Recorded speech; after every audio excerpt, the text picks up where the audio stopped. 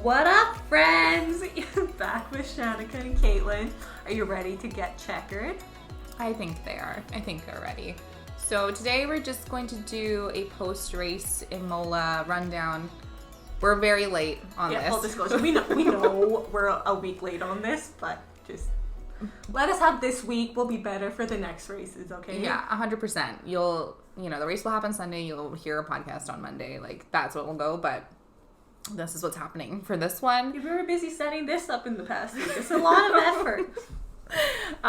But full disclosure, we're just trying to, we obviously have listened to a lot of commentary in the last week off the race. So these aren't our first initial perspectives, I guess. They've been refined a little bit. A little bit, exactly. So we'll go through some of the highlights of the race because it was a really exciting race. Mm-hmm. And then just give our opinion on the whole Bottas-Russell situation. Yeah, we'll leave that till the end and we'll just, because that'll take a while, I think. We'll talk a lot about that.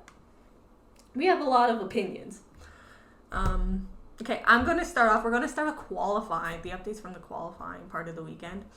I know Shanika is quite excited about that. I'll let you take that away. Oh, yes. Because I don't think I was the only one. I think anyone that's an F1 fan, new or old, or just watched Drive to Survive. I was so excited to see Sergio Perez qualify P2, and also just the, I don't know, sort of the ego that he had post in all the interviews. He was saying that, I should have been P1, and I was like, this is good. Like, because, the one thing about F1 is people say it gets predictable with, like, Lewis Hamilton and Max and everyone. So it was exciting just to have him qualify for P2 for the first time in his career, and I was really excited for him. That seemingly did nothing in the race, right, which we'll talk about. But in qualifying, I was very stoked to see that. He had a very good Saturday. Yeah, he had a very, very good Saturday. And the fact that he thought he could have done better, I was like, okay, this is going to get exciting. And it did get exciting, but not in the ways that we thought. No, it was a lot of surprises. Very exciting. Shanika and I, it was the first F1 race we watched together. Yeah.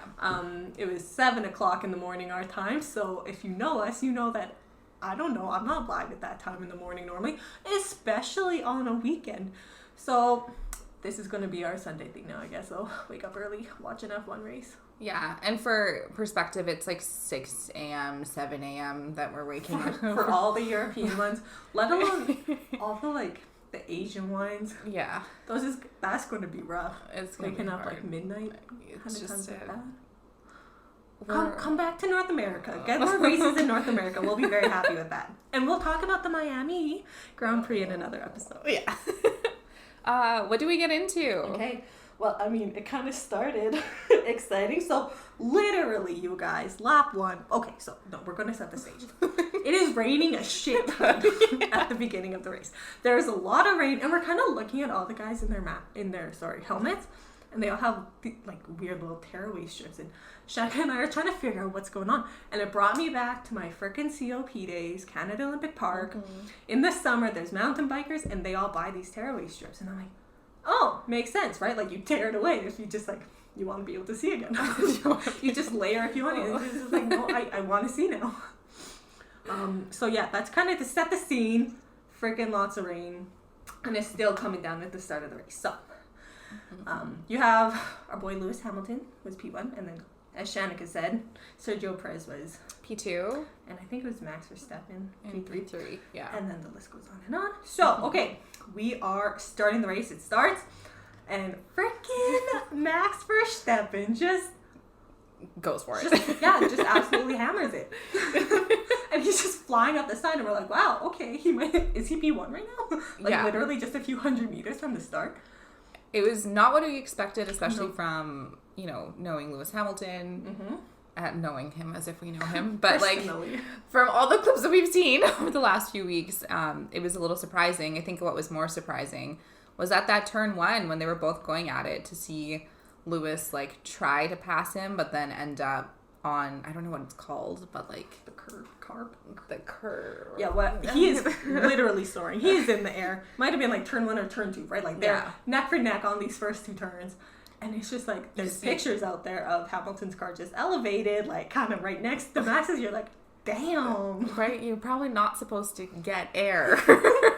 Next thing in F1, airplanes. Yeah, seriously. And then he lands, of course, which, you know, we know that he can bounce back from that, but his car definitely took some damage. So it did, right that off was the first note that, like, okay, this race might be a little bit different than what we were expecting. Yeah. But it continued. It was just exciting the whole way. Oh my god. Okay, because what was it? So we're gonna bring it to Williams' driver, our Canadiano, Mr. Nicholas Latifi. Because what was it? He had a little like spin and he recovered on lap 1, but then and we just feel pain for him. A little bit embarrassing. Yeah, and a lot of embarrassment. It was a lot of rain, so. He was trying to re-enter and then like collided with Mazepin and then was out. So he was out either within like the first or second lap, and yep, it made me sad for him. He barely started and then it was gone. And then it was over. So actually, and then it kept getting interesting because the safety car comes out, restart everything, and like, who was it? Sergio Perez, your boy Checo. I know. He kind of had a little bit of a swerve, right? And then he comes back and he overtook the safety car, which is against the rules. Yeah, you're not allowed to overtake when a safety car's out. So when he spun out, he ended up falling back 2 spaces. But instead of just letting, like, I think Gasly was one of them, and then one of the McLaren cars pass him, he got back on the road and then passed them, which you're not allowed to do just for safety concerns and like making sure nothing bad happens, which as someone that's seasoned, he knows this. So it's not like it was like Yuki or like Mick in their first year. I was a little like, oh, come on. He should know this. He should know this. So he was charged, I'm doing like quotations, charged with a penalty. Yeah. It was 10 seconds stop and So go. Next time he goes into the pits, they're literally just going to hold off 10 seconds on him. Yeah. And then I think while this yellow flag was happening, or at some point while the yellow flag was still out and the safety car was still out, freaking Schumacher, he did a little bit of a spinny and then right into the wall. And it was like no one really around him. It was just him doing that. He was, I guess, trying to put like heat into his tires, but just lost control and into the wall. And it's just more damage to another car. And like, you know, Haas just needs them to not destroy. You imagine what was Steiner's thing? He's like, just like, oh shit, I don't know what else exactly, because like, oh my gosh, like, what do you do with both your cars taking damage? It's not a good feeling at all. By what was that? Lap 4, you guys. Haas just killing it. We feel for Haas. We love Haas. We love Haas, but we feel for them. Where I'm like, oh my gosh, it's a lot of money. Yeah. We can talk about, I guess, the Pierre Gasly tire predicament. Over the next few laps, we saw conditions start to dry up, and a lot of the drivers were switching out their tires. Yeah, and pitting and taking the time to get onto something that would help them go faster. But then for some reason, AlphaTauri did not pit Pierre. So at one point, I mean, don't quote me because I could be wrong. At one point, everyone was on another set of tires. And he was still on his wets, I think, which slows you down. And you lose, like, is it like an 1/8 of a second or a 1/6 of a second or something? I heard he was losing like 8 seconds per lap. Or something just stupid like that. And this stuff matters, you know, when things are that tight. I saw a meme and it was like someone talking to the, what's it? Who's he with? AlphaTauri? Yeah, he's with AlphaTauri. And they're like, oh, did you forget something? They're like, I don't think so. And they just go about having a lovely day, and then there's Pierre Gasly standing in the rain, just like suffering. Like, no one's telling me to swap my tires, please. Poor guy. And y'all know, I like Pierre, and I want him to do well, so it was kind of shit to see him. But he did do a good job, I would say, holding off a lot of the cars towards the end. He tried really hard, which would have been a lot easier had he had different tire. So Pierre Gasly started P5. Yeah. With everything, like with the tires, everyone else changing them, him sticking to wets, he ended up like in 18th place, you guys. And 18th. Yeah, he was that far down. And then he changed the tires eventually. I can't remember when. But he clawed his way back up, at least into the points for end of the race. But yeah, what Shanika and I learned is we're going to do a whole mini-sode on tires. It's like, I want to know why. Well, I have an idea why, but like, we can discuss more about like all the different tire types available. And I guess like hearing the commentators during the race, they were saying there's a lot of strategy during like a race where you start wet and it starts to dry up. Like there's strategy into who kind of tries out the different tires first. Like really risky, but like you might get a big reward. I think they were putting some of the more like experienced guys on the drier tires first, and also they're not really title contenders. Versus like I think if you're a title contender, like you're just like a little bit more conservative than being the first one to try it. But like that makes sense. That would make sense to me. Like if you could give it to Sebastian Vettel, who like no offense, Sebastian, we'd love to see you back up there. It's not happening right now. He has so much experience. He's in a title contender, senior, right? Like, and a Kimi Räikkönen. So you I think see that for sure. Him, I can't remember if Kimi did. Did we screw up Fernando Alonso's name again? Yes, in fact we did. So just me popping back up here to make that correction.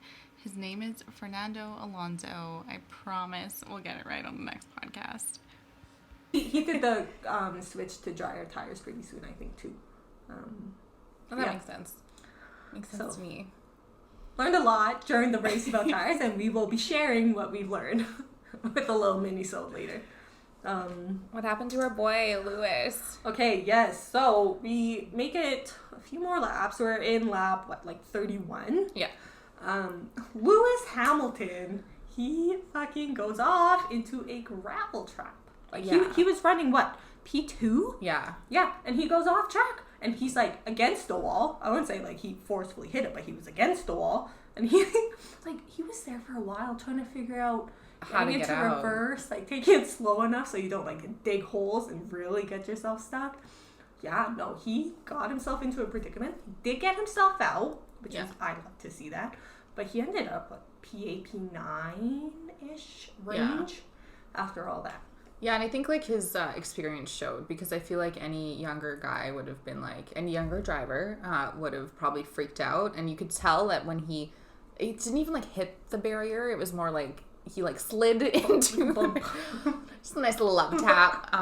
You could see him like kind of stop and like I think about what he needed to do next, and then slowly, like painfully slowly reverse and get back into the race. But at like what Caitlin said, it was initially a P8, which for someone, that's as amazing as he is. He was up. He was like right up with Max Verstappen at that point, and then just kind of fell back.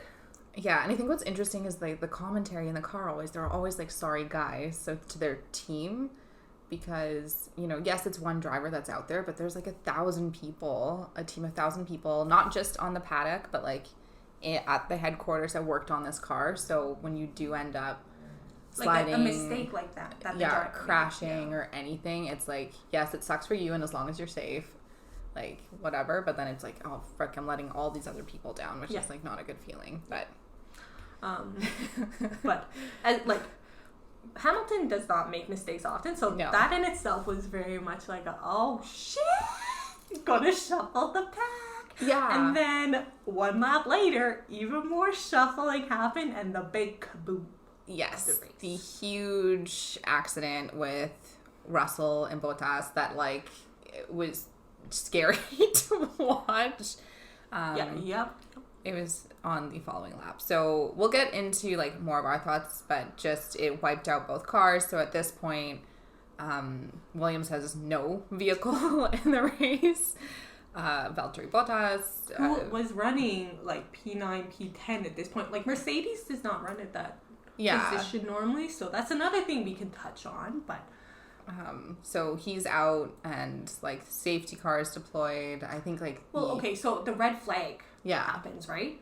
And what we learned during this race, like red flag is literally they stop the race, and the racers can pull into the pits and like they're getting out of their cars, like relaxing. And we're like, what is happening? What are you, not relaxing, obviously, but kind of relaxing. I think I was just really surprised to be like, there are situations where like the drivers literally get out of their car in the middle of a race. I was not anticipating that. I thought they would like wait patiently in their car, but and it's not just for a minute or two. It was for like 10 minutes they were out. Well, like and then I think thinking about it logically, we're like, well, yeah, they had to clean up a lot of debris, you guys. It was a big kaboom. Yeah, and with how much like the tires and just the wear on the tires, like if one car had driven over, you know that a tire's going to be blown. So it makes sense, but it was just interesting to have the race like stop, but then like Caitlin said, them get out of their cars. You see Lewis Hamilton take off his helmet and like crouch down a little bit. You can tell he's like thinking about what his situation is at this moment. And like I think both you and I were surprised with like, yeah, Hamilton made a mistake. We didn't realize like what was really going on in Hamilton's mind maybe until he got out of the car, and you can see how frustrated with himself he is, and like just trying to think through what happened, what was the mistake, like maybe he was thinking like what could I have done differently, or like what I need, maybe he is a very proactive guy, right? Like what can I do to make it up, maybe.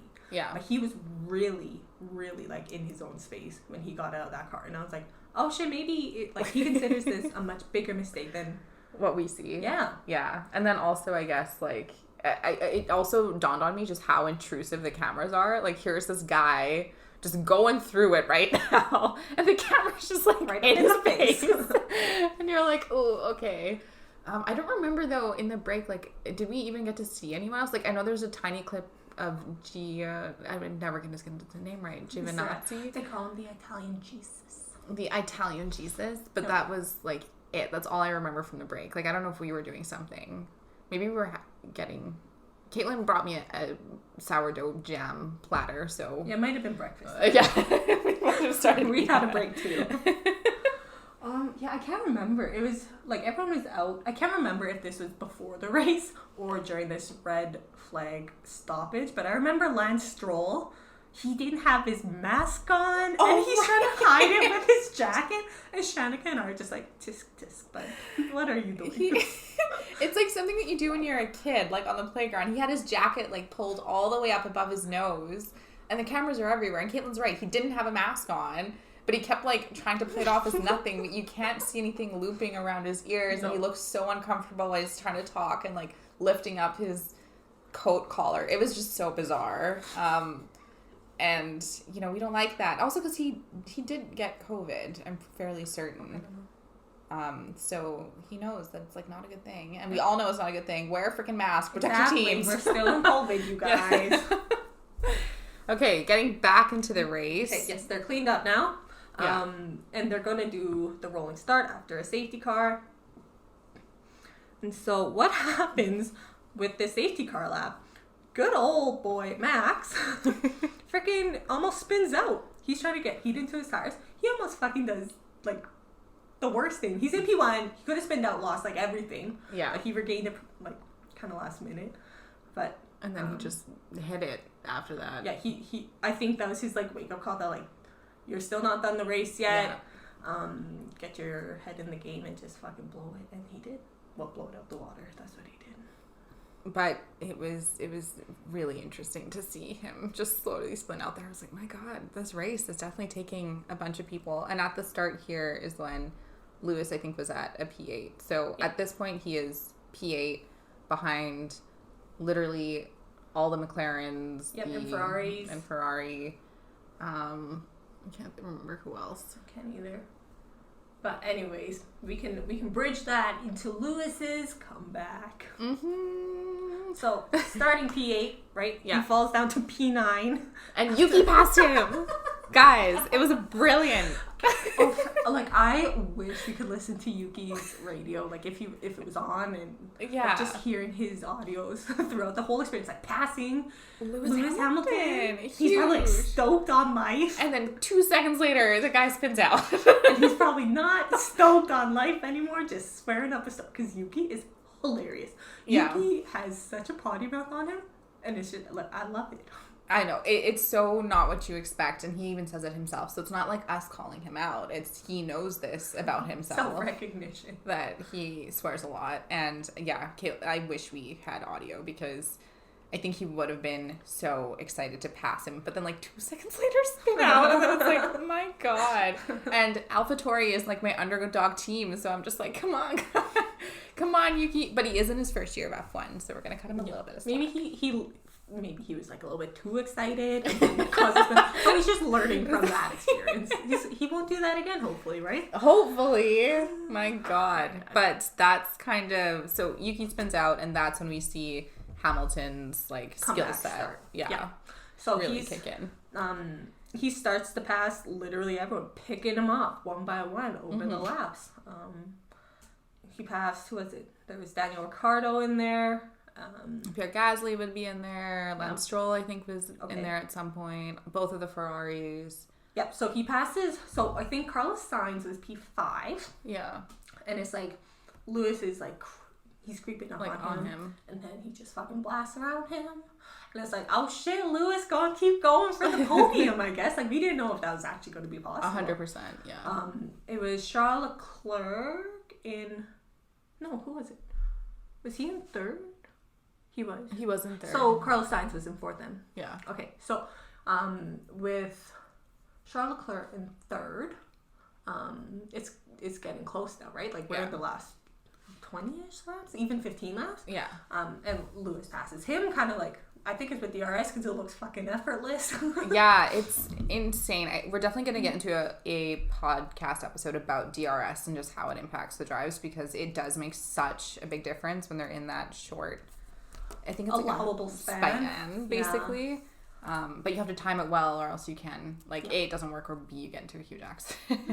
So, not great. But when you pull it off, chef's kiss. It looks beautiful. Exactly. And so now we have Hamilton in third.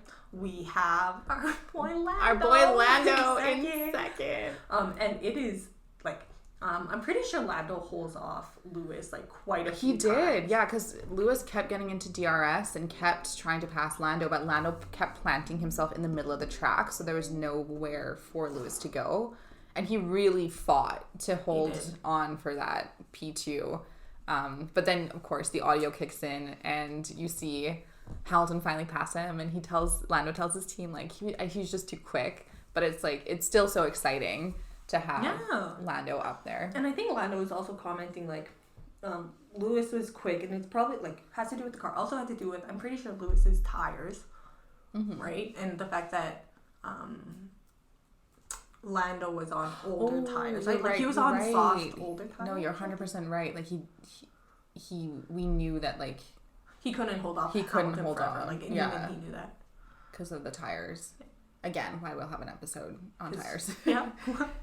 Tire management is key. But yeah, you're right. Lando couldn't have held him off. Like there was no way. And so alas, Sir Lewis Hamilton pulls off the DRS overtake and hits second place. Yep. We're stoked for him. My boy Sergio Perez just is not where I expected because we're heading backwards a little bit, but on lap 38 he ended up, I think, getting something happening that wasn't so great. He just like spun out a little bit and then had to get back in. Oh yeah, and he ended up in like P14 or something. Yeah, P14. So that wasn't great. But Hamilton... Yeah, Hamilton's comeback story, like Shanika is a good comeback story. She's made like it's hard to consider Lewis as an underdog, but like both of us love seeing those overtakes. That was great to see. And I didn't think he'd make it back to P2. No, exactly. No, like that is impressive, right? It shows the skill of the driver for sure. Yeah, especially with just the conditions and the issues with the tires and just the amount of people that have accidents. You're like, there's no way. But then he brought it back. And that was really great. So then who was our final little lineup? It was... Mad Max ended up winning with like a ridiculous speed. Just like he was in front of the group like just by miles. So he got the checker flag. He came in P1. And then it was Lewis. And then we had Lando. Yeah. Charles. And then was it Carlos. And maybe Danny Ricciardo. Maybe? Well, I thought we didn't check this before the podcast, but whatever, you guys. We got the top 3 right for sure. For sure. And Hamilton did end up getting fastest lap. He did. which proves probably just how quickly he was going in those last few laps to catch up and whatever. I think the funniest part for me was if you do watch the clips, which you can, there's Formula One has it on their YouTube. I'll put it in the show notes if you want to catch the highlights. But if you see Max cross the finish line, the checkered flag, this really epic moment, he's never won in Italy. You also see Schumacher cross, and I remember initially seeing that and I was like, that's not the Lewis Hamilton colors, but it's because he had been lapped like once or twice at this point, right? Yeah, by Max. So he still had a little bit more to go. He was still going. He sees the checkered flag, he's like, fuck, I got a lot left to go. Oh, yeah. Yeah, so all in all, a really good race. And I think for the first one that we watched together, definitely like a good, not even like toe in. I feel like they like dropped us into the deep end because there was so much going on with the tire changes, with like the weather, and there was just a lot happening. It felt like every 2 seconds. Yeah, every 2 seconds, Shanika and I are like, what does that mean? What did they do? There was a lot of Googling during the race to understand what was happening. But it was so great, though, to see Lando win and, like, the McLaren team. They were so happy. Well, and we're seeing McLaren and Ferrari, like, they're freaking showing up this season. Like, it's great to see. Yeah. Berhana, I think it will be, like, a good little fight between them. I'm hoping Danny can get used to the car a little bit. Because this is Daniel Ricciardo's first year. It's with not McLaren. A year in, but he's signed to McLaren now. And, yeah, I hope because he's very good. And he is, yeah. Just want him to get used to that car so he can start getting in those full positions on and, too. Yeah, exactly. But it was really good to see Lando up there. And Lewis and everyone, whatever, it's fine. But, like, seeing Lando was great. Do we talk about it? About the, yeah, I guess so. We got a lot of opinions. So we did watch not all of, I feel like most of the post game. We did watch all of the post game. We did. Yeah, the post race. Interviews. We listened to all the interviews. We can touch on the total interview. But okay, so let's go back to the whole Russell Bottas crash. From like the first time we saw it, we're seeing a big swerve from Russell to the left into Bottas's car. Yeah. To kind of ricochet off the left wall. Right across the track, into the right, and then like Bottas's car looks demolished. Absolutely just trashed. He stays in the car, and Russell gets out of his car, fucking storms over, hits Bottas in the head, and I guess like what he was saying to Bottas at the time is like, "Are you trying to kill us?" Yeah, or something like that. Did you think that? Sorry, when he was walking over, that it was out of anger when you first saw the clip? I can't remember. Because it could have been out of anger, or it could have been just like, is he okay? I thought he was worried, and I was like, that's so good, because that was a huge accident. Like, your cars are destroyed. Like, it totally makes sense that you go check on him. No, man, he was not checking on him. He was not thinking, are you okay? He's like, did you want to kill us? Yeah. And he like smacks him on the head. Bottas still in the car, just like raises the middle finger. Yeah, flips him off. And I think I don't know if it's an ambulance or like the medic car or whatever they call it, came out to meet them.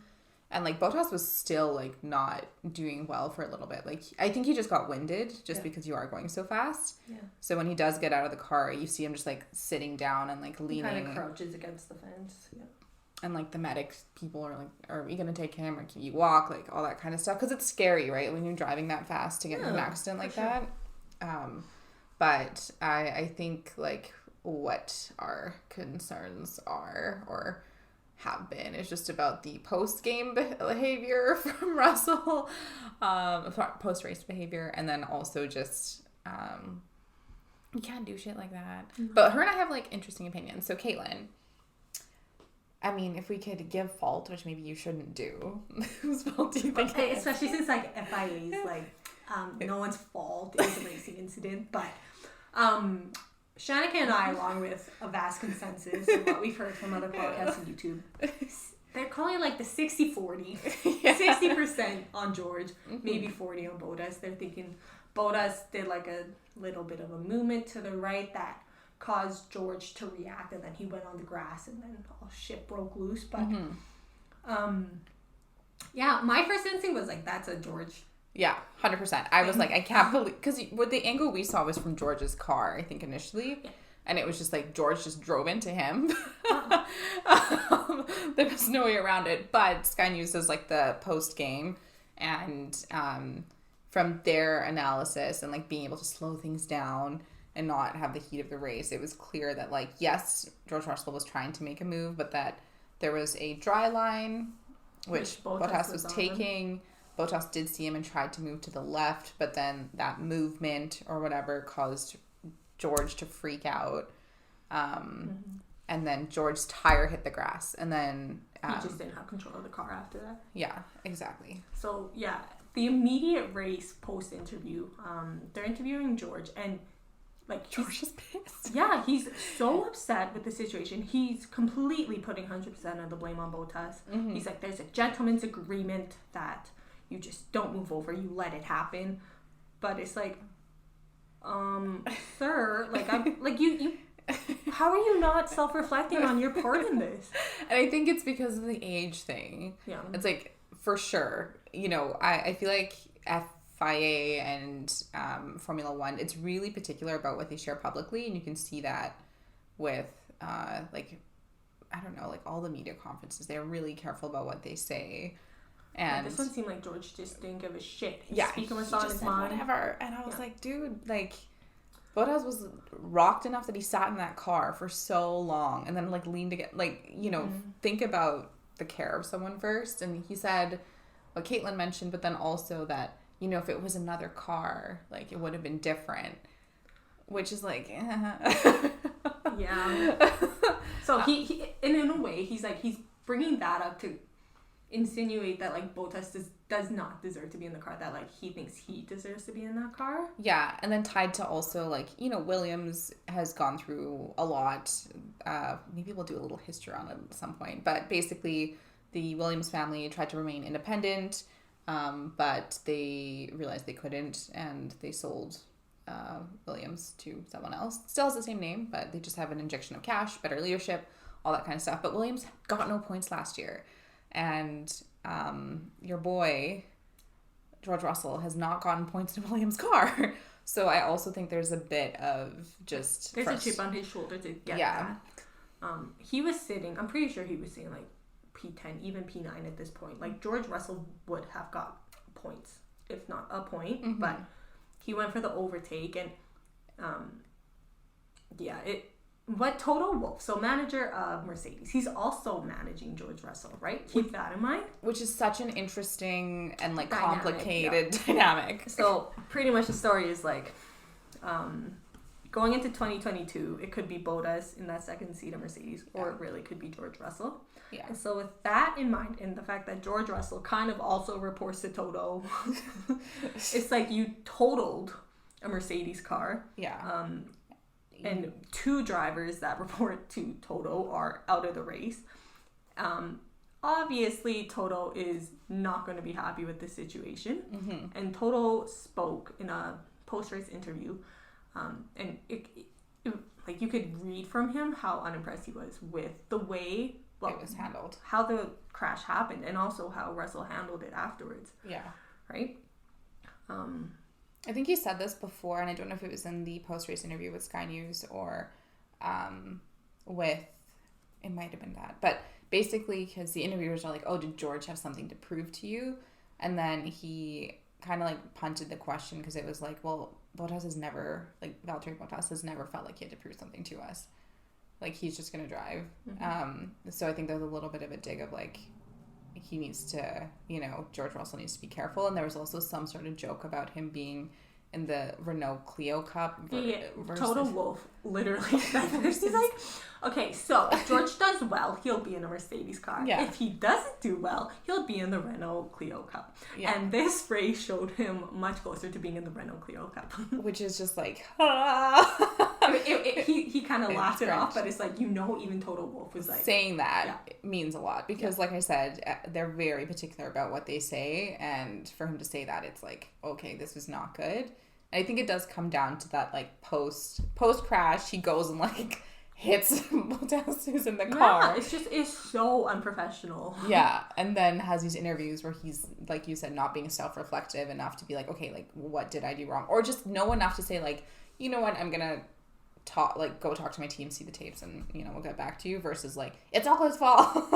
Right? We could have died. I need the points. It's like, Yeah, and then he started putting a dig at Bottas to be like, why was he even in that position? Like, usually he should be up in P2, blah, blah, blah. And it's like, oof. Yeah. Don't comment on other people's performance. Like, it's, again, the self-reflective thing. Like, yeah, he probably shouldn't have been, but it's the way his race was going. Yeah. And the situation was as it was.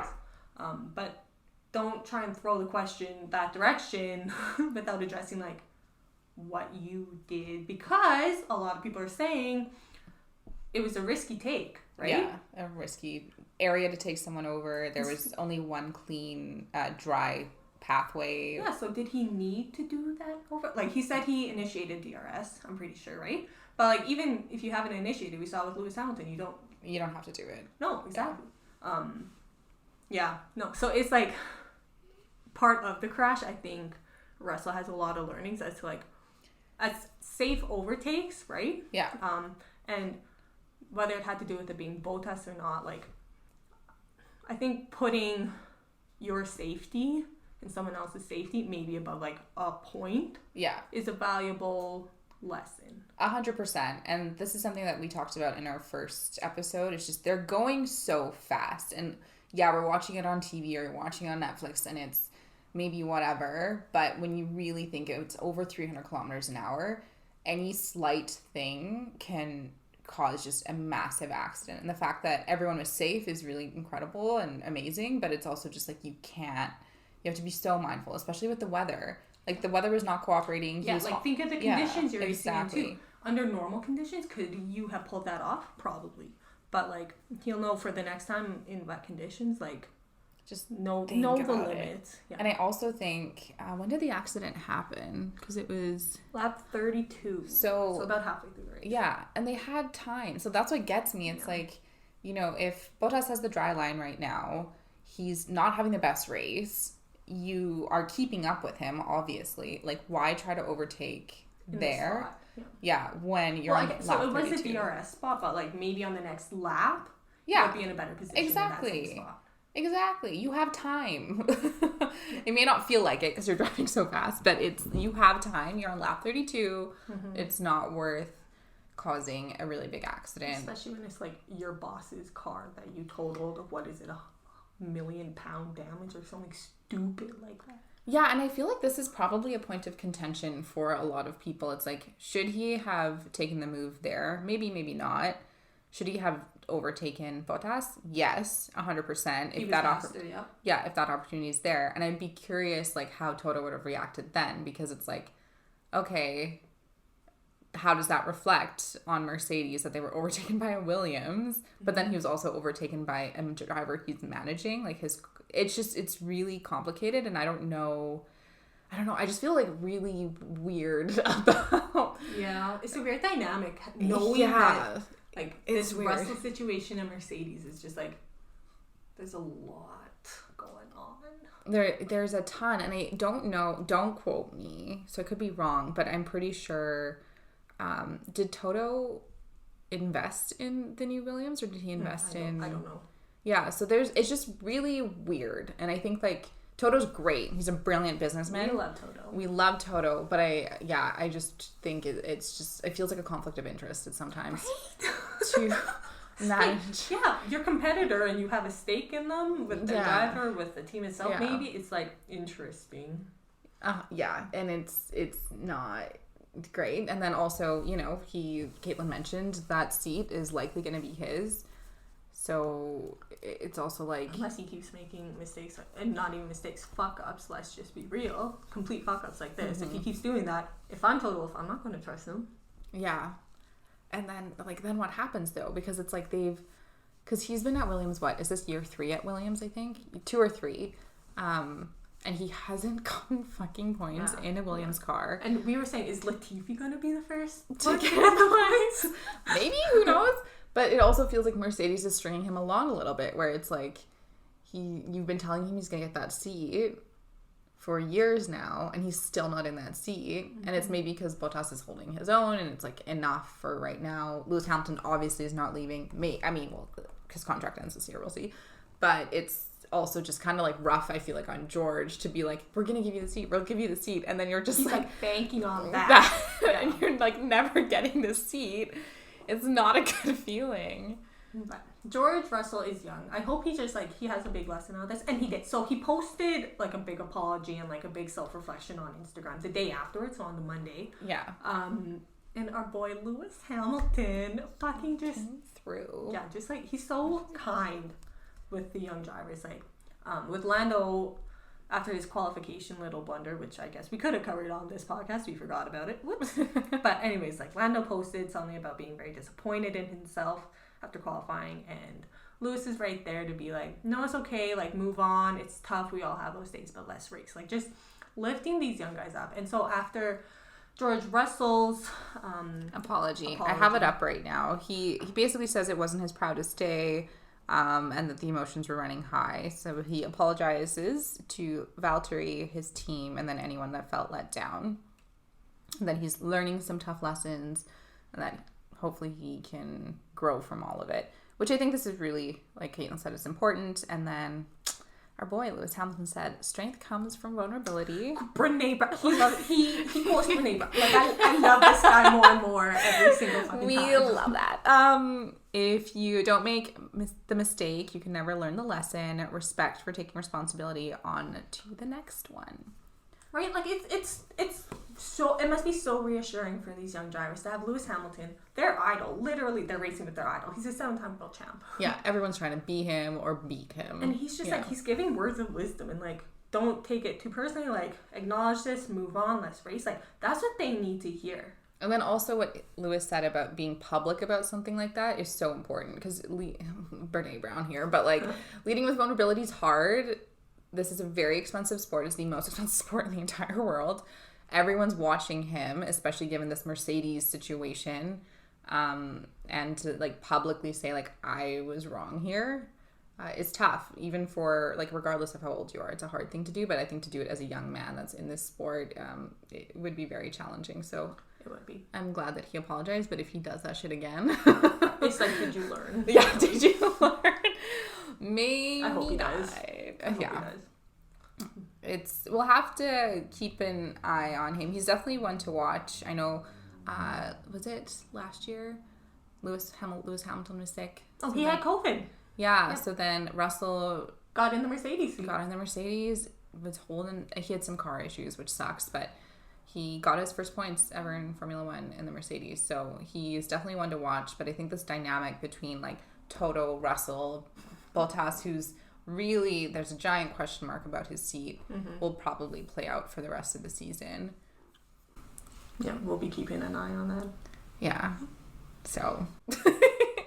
But there's been so many memes online about like what Toto's desk looked like after seeing that accident, and just like glass shattered everywhere. Like he must have been so unimpressed. I actually think I remember seeing him on the video, and it's just like arms crossed, leaning back, looking at it, and I'm like, I wonder what's going to. I like want to know what's going on in his head so bad. And that's what I thought was so funny, is that in the post-race interviews, they're all like, "Oh, are you gonna have a talking to with both of them?" And he was kind of like, "No, like whatever."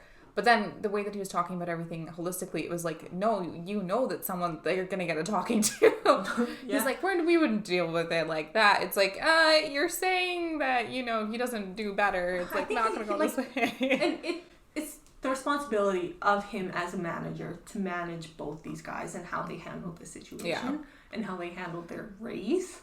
So definitely, he had to have a talk with them. And I think that played into Russell's apology the day afterwards. Like, it wasn't an immediate thing. It took him time. I think the talk with the manager had something to do with that. I would think so. And maybe, I mean, I don't know who the team principal is at Williams. We'll have to figure that out. It used to be, what's her name, Claire Williams? Yeah. I liked her. We need more women in F1, you guys. That's going to be another full episode. But I wonder if there was feedback from them, and that I think it's going to take time and after something really scary like that happens. Because I also think, like, he probably, was pissed about the accident, but also he probably has like adrenaline running through him because you're also slamming into some guy's car. Oh yeah, lots of adrenaline. 300 kilometers an hour. It's not like you're the most rational, but it just like sucked to. It just is tough. Everyone saw him throw a fucking temper tantrum. Yeah, publicly, forever. Like, that is something people can Google till the end of time now. And that's probably one of the things that got told to him afterwards, to be like, this is how you handled it, and the repercussions for you being in F1 is that people are going to recall this forever and always. Forever, when they write your biography. You can't change that. You have to like move forward, and like, what can you do about it after the fact to make people kind of regain respect for you. Oh, George. We'll say this. He's young. He's young. Yeah, we're going to say it all the time, is that they are young. How old is George? I'm going to look this up right now. No, that's going to be so depressing.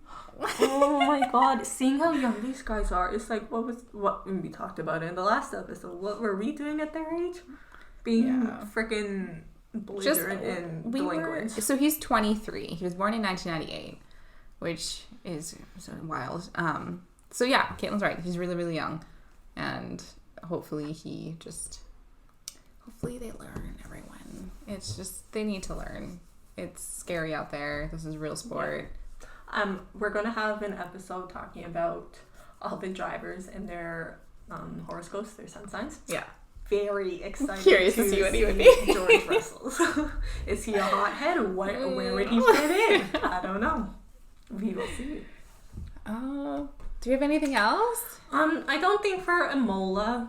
So to all our friends out there, we are going to be better for the next races and actually do it like a bit more timely, right after the race. And we'll probably have a lot. It won't be as well organized. We'll just be throwing stuff at you as we remember it from the race, but. Yeah, just wait for is it next week? May 2nd is the next race. Portuguese Grand Prix. Which is still goddamn early for us, so we will be, the episode following that will be out on Monday, but like Caitlin said, it won't be remotely organized, it will be a mess. Yep, it'll be like, what came to our mind and do you remember this? It'll be something like that. Exactly. It'll be raw emotion, you guys. Yeah. And worth a listen, I think. Hopefully. I'm hoping it's like not as exciting as this because so many people got into accidents, but I hope it's still exciting. Yeah. Exciting in a safe way. Oh, yeah. And we should mention right now in the standings, in terms of points. Oh, yeah. For the championship title. Lewis Hamilton's only leading by 1. Yep, and he's only leading by 1 because he won the fastest lap at Imola. Otherwise, him and Max would be tied right now. Yeah, so there's definitely going to be some pressure. Going to be, there is a full-on race this year, and we are stoked for it. Mm-hmm. Anyways, that's Imola. Shanika and Caitlin. What do we say? Stay checkers. We'll talk to y'all later. And if you want to follow us on our socials, they're at Get Checkered and on Instagram and on Twitter. We're going to be posting some stuff, so check us out there. And if you guys have something you want to hear about, let us know, please. We, as much as we wanted to talk about sun signs, which we're going to talk about, and you're going to love it anyways. You have no option. We do want to have episodes where, mini-sodes, where we're sharing, educational things, because we want to take you along this ride as we learn things. Yeah, exactly. Shanika and I learning about tires today, and we'll share that with you shortly. Happy day. Okay, bye.